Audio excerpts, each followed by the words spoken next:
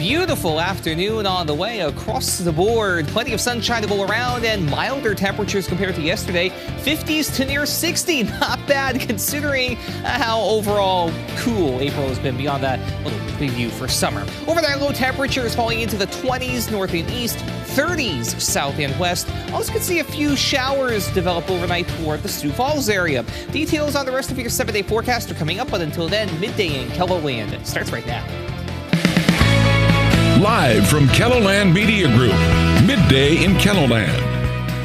Ever wonder where the lines come from on a local soccer pitch? The answer might surprise you. We have this story coming up. Plus, a helicopter evacuation from Sudan's capital city. I'm Nicole Skanga at the White House with details of the U.S. Special Forces operation to get embassy personnel out of harm's way. good afternoon and thanks for having us in. Sioux Falls police are involving an early morning robbery that sent one man to the hospital. 3 men in their 20s and 30s were driving around on the east side of town near Carlson Park around 4 o'clock this morning.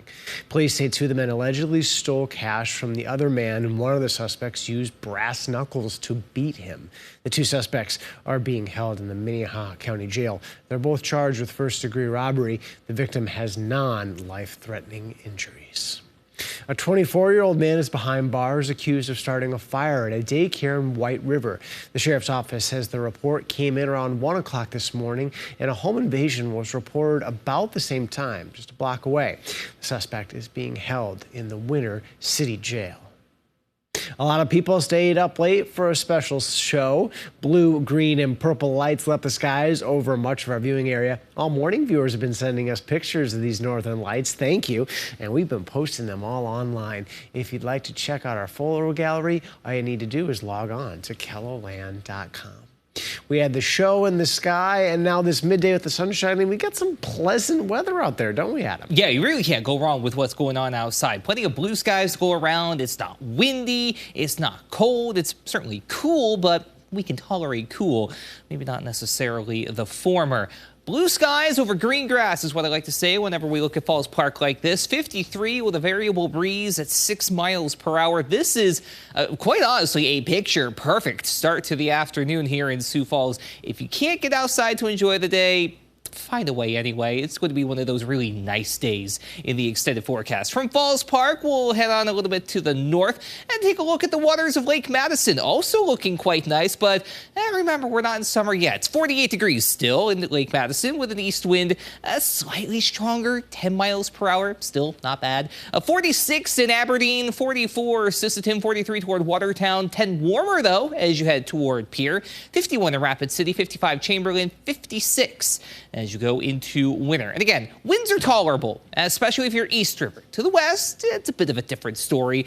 15 to 25 miles per hour from Rapid City to Phillip, Pierre, Faith, even up into Buffalo. They have a southeast wind at 24 miles per hour. But again, it could be a lot worse.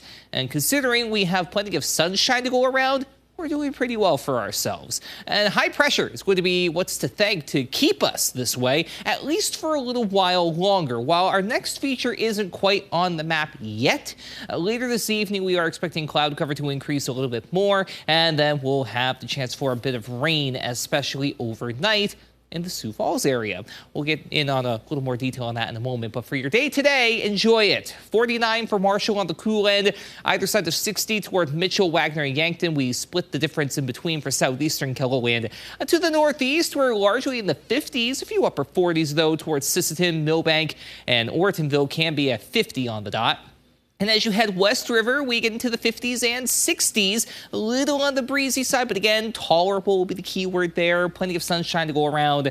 Just a great day across the board. We'll talk about the rest of your 7-day forecast, which unfortunately does feature more chances for some last-second April showers coming up in a bit. Thank you, Adam. President Joe Biden ordered the evacuation of U.S. Embassy personnel from Sudan over the weekend, but thousands of Americans remain in the war-torn country. Nicole Skanga has details from the White House. U.S. Embassy personnel safely arrived at Ramstein Air Force Base in Germany following a daring airlift operation from the embassy in Sudan.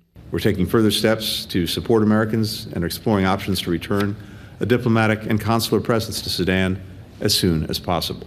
U.S. Special Forces deployed from Camp Lemonnier in Djibouti Saturday to carry out the mission. Their Chinook helicopters left the base, refueled in Ethiopia, and then landed in the capital city, Khartoum, late that night. In less than an hour, they evacuated just under 100 people before making the trip back. The group was then flown to Germany. Secretary of State Antony Blinken monitored the mission as it was carried out. I could not be prouder of our team, most of whom are now en route back to the United States. An estimated 16,000 American citizens remain behind in Sudan. The Biden administration says most are dual citizens who don't want to leave, but for those that do, they're being told now is not the time.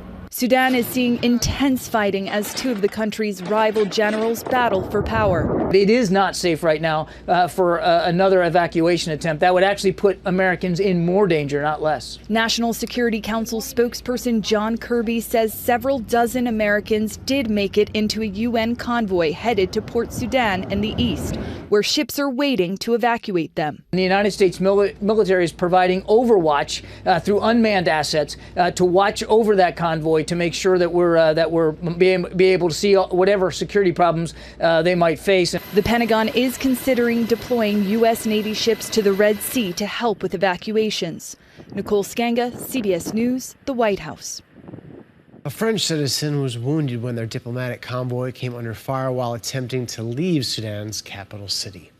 Developing this midday, political talk show host Tucker Carlson is out at Fox News. The network says it has, quote, agreed to part ways with Carlson. This comes less than a week after settling a lawsuit over the network's 2020 election reporting. The network said in a press release that the last program of Tucker Carlson Tonight aired Friday. There was no immediate explanation from Fox about why Carlson was leaving. A big announcement for the Sanford International. This morning, tournament organizers announced they've added a country concert to this year's lineup. Jake Owen will perform on Friday, September 15th. The Pentagon, the singer and songwriter, has had 8 #1 songs. Tickets go on sale this Friday morning. Sioux Falls Parks and Recreation is using technology to prepare its soccer pitches for the upcoming season. The grass at Yankton Trail Park is receiving a fresh coat of paint from the Turf Tank. Parks and Rec purchased the GPS paint robot last year for $43,000, but says it will pay for itself in 1 year while also easing the workload.